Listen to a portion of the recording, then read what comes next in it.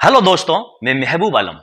दोस्तों, इस क्वेश्चन को देखिए, बहुत शानदार और मजेदार हमारा ये क्वेश्चन है। क्या दिया है? देखो, 3 की पावर 0 प्लस 3 की पावर-1 बटे 3 की पावर-1 और -3 की पावर 0 का मान ज्ञात कीजिए। हमें इसका मान ज्ञात करना है दोस्तों। तो हम इसका मान कैसे ज्ञात करेंगे? अब यहां पर देखो, हमको 3 की पावर 0 दे दिया है और प्लस में 3 की पावर-1 दे दिया है और नीचे इसका उल्टा दे दिया है 3 की पावर-1 और -3 की पावर 0। तो इसको हम कैसे सरल करेंगे दोस्तों? कुछ भी नहीं है, बिल्कुल आसान, बिल्कुल इजी तरीके से हमारे ये जो क्वेश्चन है ये सोल्व हो जाएगा। केवल हमें इसको समझने की आवश्यकता है दोस्तों। यहां पर देखो, हमको पावर में क्या दिया है? 0 और यहां पर हमको पावर में क्या दिया है? ये -1 और नीचे हमें यहां पर पावर में -1 दिया है और यहां पर पावर में 0 दिया है। तो दोस्तों, सबसे पहले हम ये देखते हैं, किसी भी संख्या के ऊपर यदि पावर 0 आपको दिखाई दे तो उस संख्या का मतलब होता है 1। जैसे यहां पर मैं आपको बताऊं दोस्तों, ये आपके पास है 3 की पावर 0, इसका मतलब 1 होता है। अब इसका मतलब 1 क्यों होता है? 3 की पावर 0 का मतलब होता है 3 बटे ये 3। जब हम 3 से 3 को यूं काटते हैं तो बराबर ये 1 आता है। अब आप कहोगे, इससे 3 की पावर 0 का क्या ताल्लुकात है? देखो, 3/3 मैंने यहां पर लिखा था, 3/3 ये मैंने लिखा। अब यहां पर देखो, यह 3 के पावर में कुछ भी नहीं है ना, इसका मतलब ये हुआ यहां पर पावर में 1 है और यहां पर भी पावर में क्या है? ये 1 है। जब ये पावर ऊपर जाएगी तो क्या हो जाएगी? घट जाएगी। इसको हम इस प्रकार लिख सकते हैं, 3 की पावर 1 -1, यानी ये एक पावर है ऊपर जाकर के इससे घट जाएगी। जब हम 1 में से 1 घटाएंगे तो क्या बचेगा आपके पास? 3 की पावर 0, यानी 1 से 1 जाएगा तो 0 बचेगा।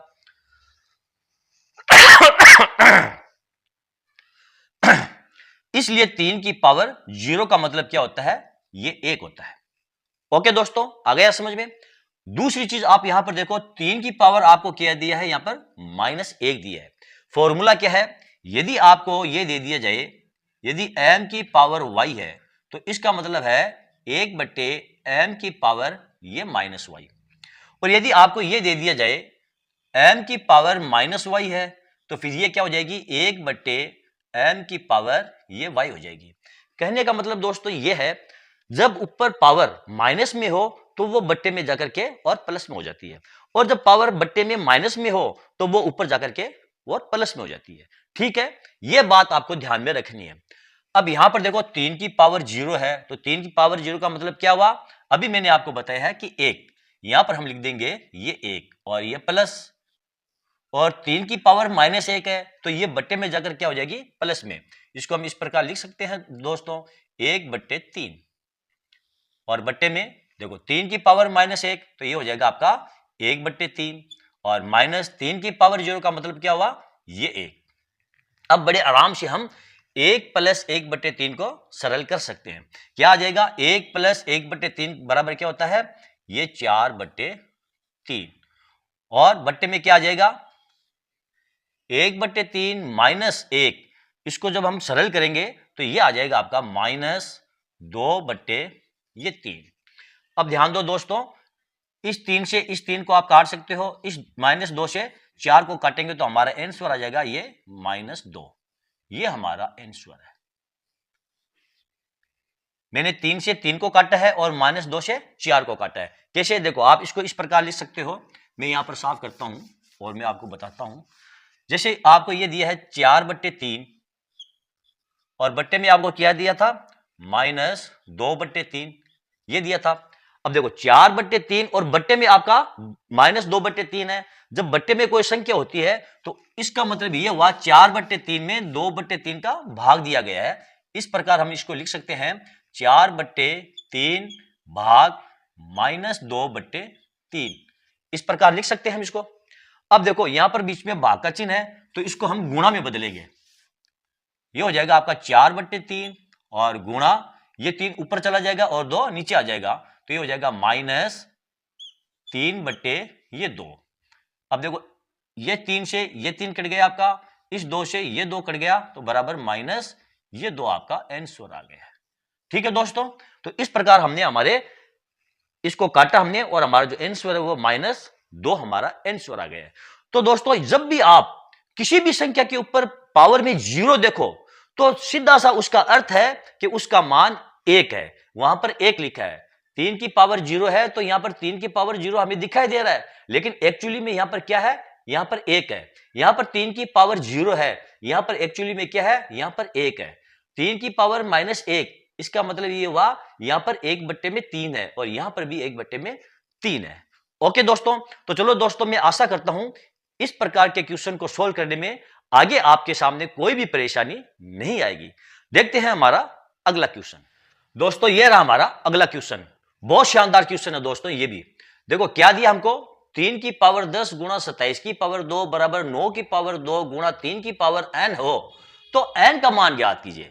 यहां पर हमको क्या दिया है, 3 की पावर n और हमें इस n का मान ज्ञात करना है। तो हम इस n का मान कैसे ज्ञात करेंगे दोस्तों, देखो बहुत आसान है इसको सरल करना, कुछ भी नहीं है।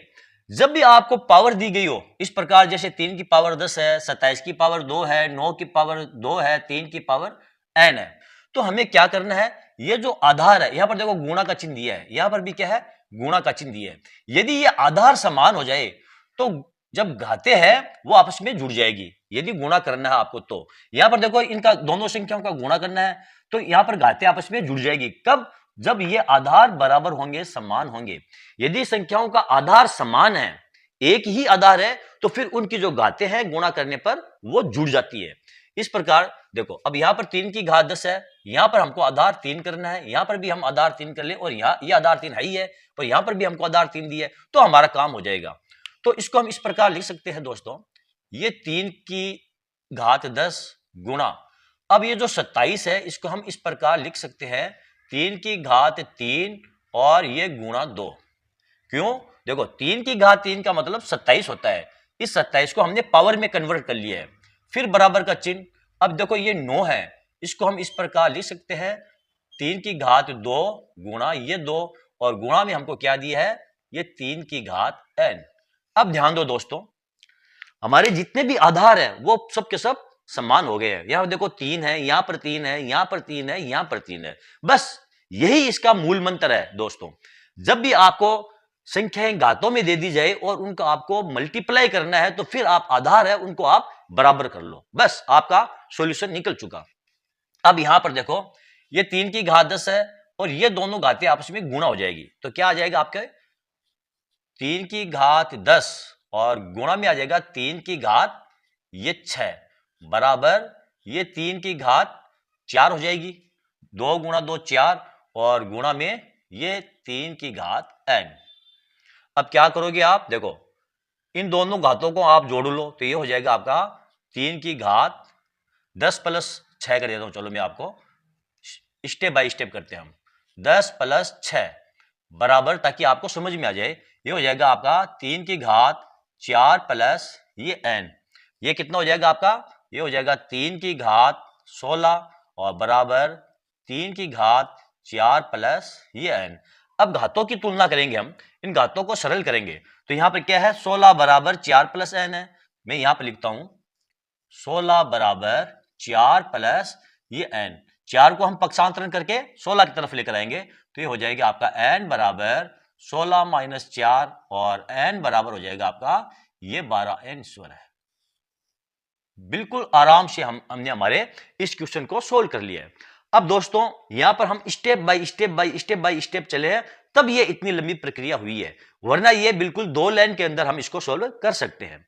ओके दोस्तों, तो जब भी आप दोस्तों इस प्रकार के क्वेश्चन देखो, मैं आपको फिर कहता हूं, तो आप ये जो आधार है इन आधारों को आप बराबर कर लो, आपका क्वेश्चन सोल्व हो जाएगा। देखते हैं दोस्तों हमारा अगला क्वेश्चन। ये रहा दोस्तों हमारा अगला क्वेश्चन, ये भी बहुत शानदार क्वेश्चन है दोस्तों। क्या दिया है, कोष्टक के अंदर 125 की पावर 2/3 दिया है गुणा 625 की पावर -1/4 दिया है और बराबर 5 की पावर n। तो n का मान ज्ञात कीजिए। हमें ये जो n है 5 की पावर n, इस n का मान हमें दोस्तों ज्ञात करना है। तो इस क्वेश्चन को हम कैसे सोल्व करेंगे, जैसे कि दोस्तों मैंने आपको बताया था, जब भी आप इस प्रकार के क्वेश्चन देखो तो आप आधार को बराबर कर लो। यहां पर आधार कितने हैं, 5। यदि हमारे ये आधार भी 5 बन जाए तो हमारा काम बिल्कुल आराम से बन जाएगा। तो करते हैं आधार बराबर। देखो यहां पर क्या लिखा है 125, क्या हम 125 को इस प्रकार नहीं लिख सकते, 5 की पावर 3 और गुणा में ये 2/3, 2/3। 5 की पावर 3 का मतलब क्या होता है 125। यानी इस प्रकार हम लिख सकते हैं 5 गुणा 5 गुणा 5। 5 को 5 से गुणा करेंगे 25, 25 को 5 से गुणा करेंगे तो ये हो जाएगा आपका 125। ओके, फिर यहां पर हम लगाएंगे ये गुणा का चिन्ह 625। 625 को हम किस प्रकार लिख सकते हैं 5 की पावर ये 4 और फिर इसको हम गुणा लगा देंगे, गुणा -1/4। 5 की पावर 4 का मतलब होता है 625। यहां पर देखो, यहां पर आप ये 5 और कर दो, 125 को गुणा 5 करेंगे तो आ जाएगा आपका ये 625। ओके दोस्तों, बराबर आपको क्या दिया है, बराबर ये 5 की पावर n। अब हम क्या करेंगे, देखो ये 3 से ये 3 कट गया तो पीछे बच गया हमारे पास 5 की पावर 2 और गुणा, देखो इस 4 से ये 4 को हम काट देंगे, पीछे बच गया आपके पास 5 की पावर ये -1 और बराबर में ये 5 की पावर ये n। अब आप देखो आधार जो है आपके वो बराबर हो गए हैं, तो यहां पर देखो 5 आधार 5, तो ये दोनों घातें आपस में जुड़ जाएगी। इस प्रकार 5 की पावर 2 - 1 बराबर हो जाएगा 5 की पावर ये n। अब ये जो घातें हैं इनकी हम तुलना करेंगे तो ये हो जाएगा आपका 2 - 1 बराबर ये n और n बराबर क्या हो जाएगा आपका ये 1। 2 में से 1 को घटाएंगे तो 1 बचेगा, तो n बराबर ये 1 आपका मान निकल चुका है। n का मान क्या है आपका, ये n आ गया है। बिल्कुल सिंपल और आसान तरीका है दोस्तों। आपको क्या करना है, ये जो 125 625 है इसको आपको 5 में कन्वर्ट करना है ताकि आपके आधार है वो बराबर हो जाए इसके। ठीक है दोस्तों, तो चलो दोस्तों आज का ये वीडियो आपको कैसा लगा कमेंट करके जरूर बताएं। यदि आपको मेरा ये वीडियो अच्छा लगा है और आपको मेरे इस वीडियो से जरा सा भी सीखने को मिला है दोस्तों, तो फिर आप मेरे इस वीडियो को लाइक और शेयर जरूर करें ताकि दूसरे स्टूडेंट को भी इसका फायदा मिल सके। और हाँ दोस्तों, यदि अभी तक आपने मेरे चैनल को सब्सक्राइब नहीं किया है तो आप मेरे चैनल को सब्सक्राइब कीजिए और नीचे जो घंटी वाला बटन दिखाई दे रहा है दोस्तों उसको दबाना ना भूले। तो चलो दोस्तों मिलते हैं अगले वीडियो में अगले टॉपिक के साथ, तब तक के लिए धन्यवाद।